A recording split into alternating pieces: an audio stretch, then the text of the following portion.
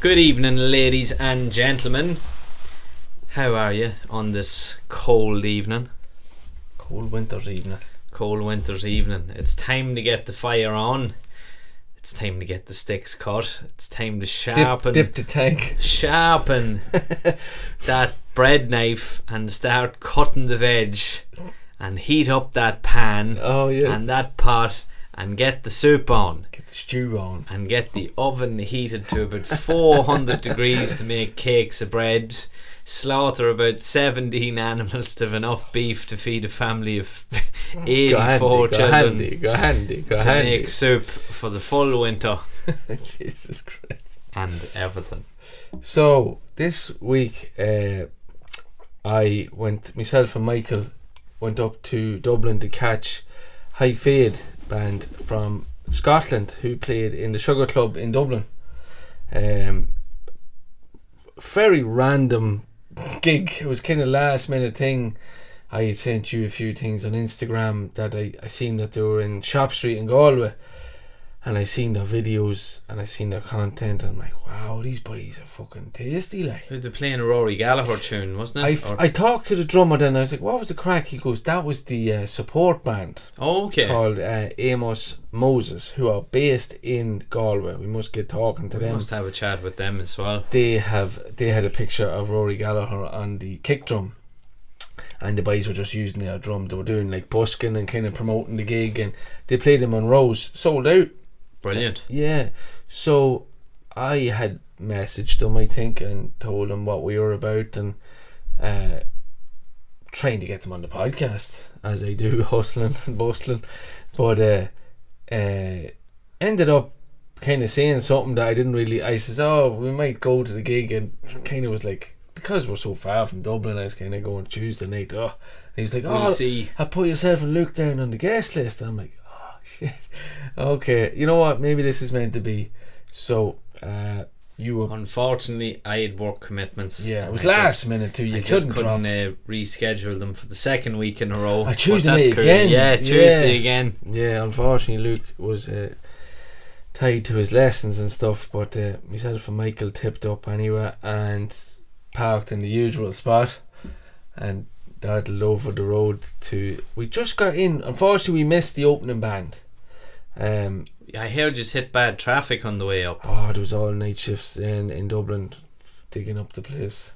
At the same that on the way in, we actually went up the motorway. Okay. And we ended up cutting across and come back down the end too. But anyway, we got it. We just got there at about 9:15, and as we were walking in, the bass player Oliver was outside having a smoke. No way. Yeah, and did you notice him? I did, because the boys. So the boys are a funk band, but they're kind of a blend of. They're a blend of, to me, James Brown. Brilliant. I'd even say a bit of Stevie Wonder. Oh, nice. Chili Peppers. Yeah. And then a wee splash of bluesy guitar, Rory Gallagher, blues guitar. So like they have some Chuck Berry sort of. Chuck Berry, yeah. I'm not sure what brand of guitar he has, but it's by Jesus. Harry is the lead singer and Calvin is the drummer. But Harry, my God, he can play that guitar. Man, he can play it, and it seemed that they had a little bit of guitar trouble, and the good people in some neck guitars fixed it up. Yeah, like okay, that was my first time in the Sugar Club before I get into the songs and stuff. It's a weird enough venue.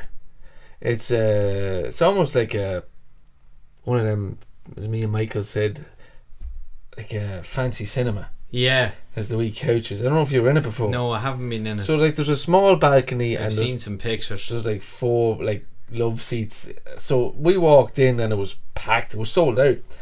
And like, were the people sitting? Yeah. Yeah. No, the dance floor was full. It was full, yeah. And then there was like, you go up a couple of rows and people were just sitting having a beer, drinking, and then as they went on, like, it's impossible not to move to these boys. Now I'll hold my hands up. It's probably the first funk band I've ever been at. But I wouldn't just say the funk. It was a completely different show than what you expected or what you were used than to. what I ever went to or experienced. Okay. And I was blown away. I really was, and I'm not talking out your arse. I'm not talking rubbish. Like I walked in and very cool vibe about them, very cool aura about them, very how would I say it? They're polished in their performance. You'd know that they are well groomed in what they're doing.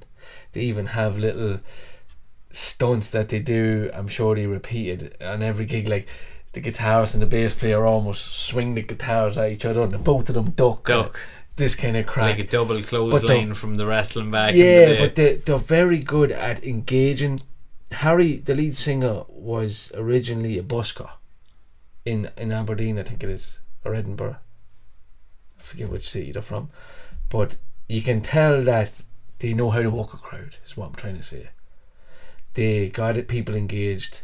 And you could tell by their expressions that they were like, these are up for it. They were excited. They were happy to see that they crowd were vibing were off the band, and the band were vibing off the crowd, and vice versa.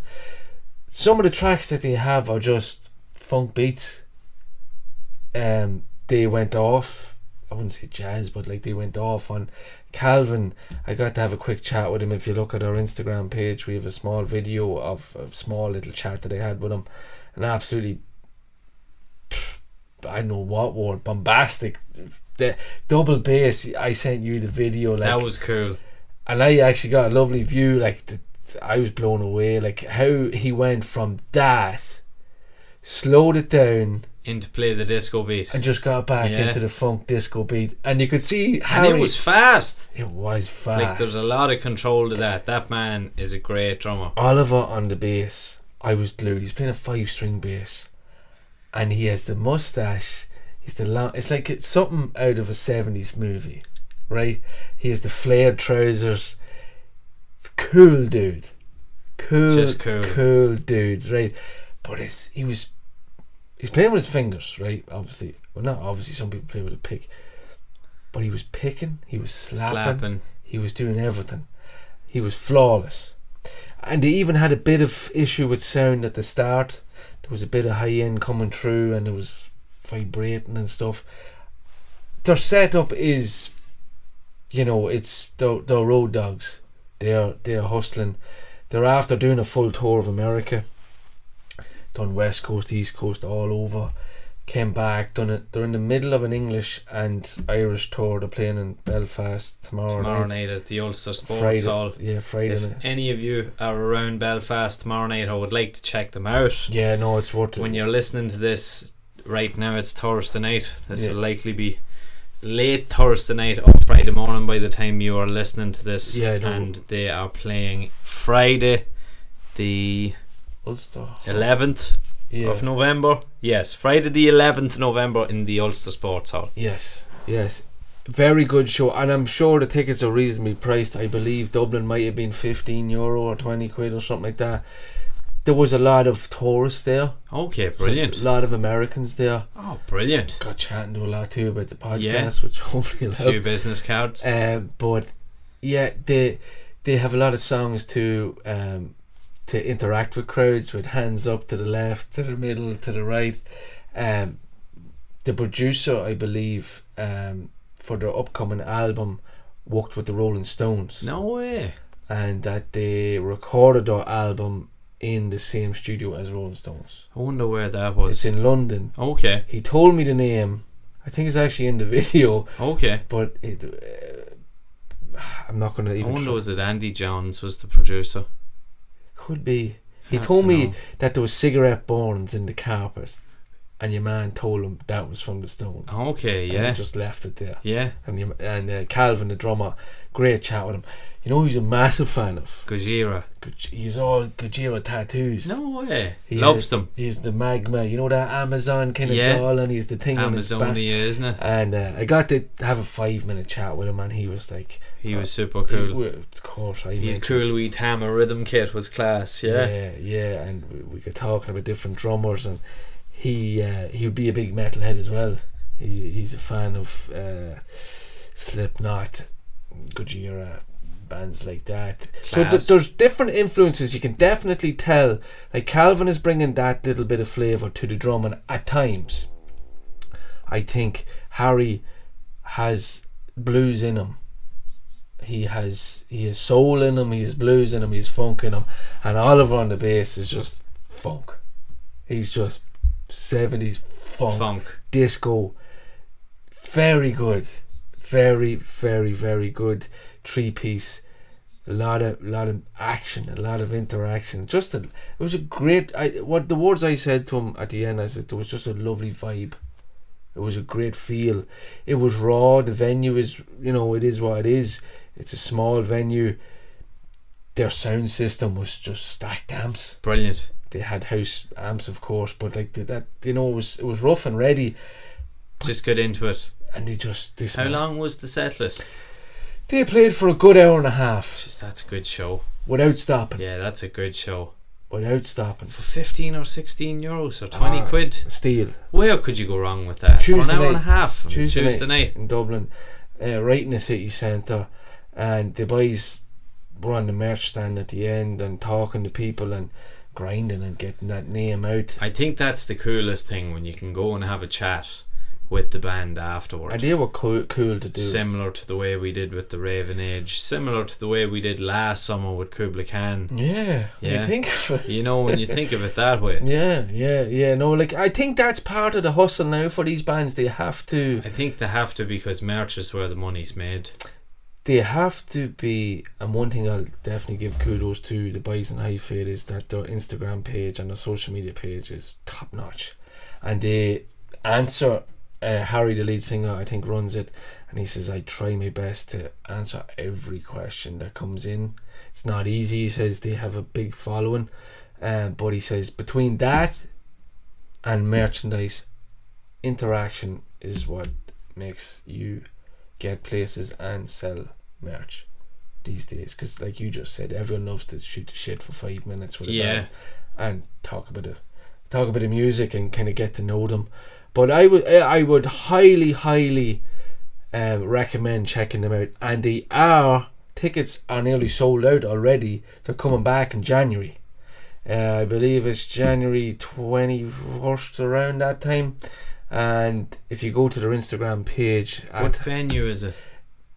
It's in the same venue, but there's a provisional on a bigger venue. Okay, nice. He said to me that we're going for here, but we have some stuff lined up. Cool.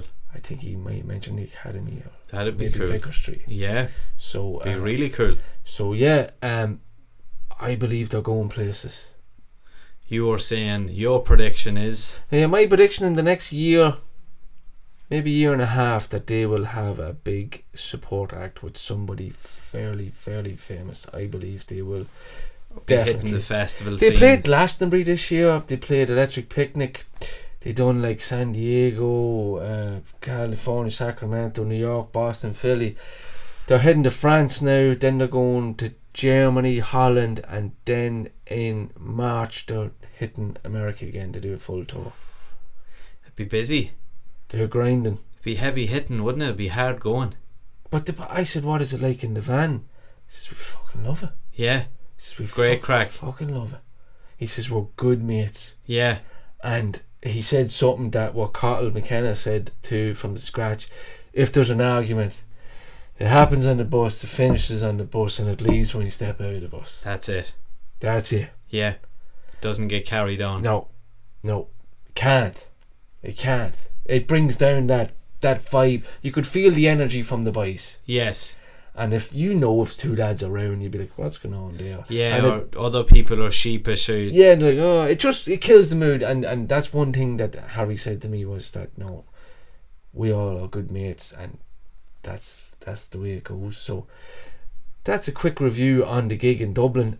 Again, check the boys out. If you're in Belfast tomorrow night, check them out. If not, I'd highly recommend getting a ticket for the boys for the gig in Dublin in January. Hit their Instagram page up and you will be, there's directions to ticket sales and stuff. So we have a new reel.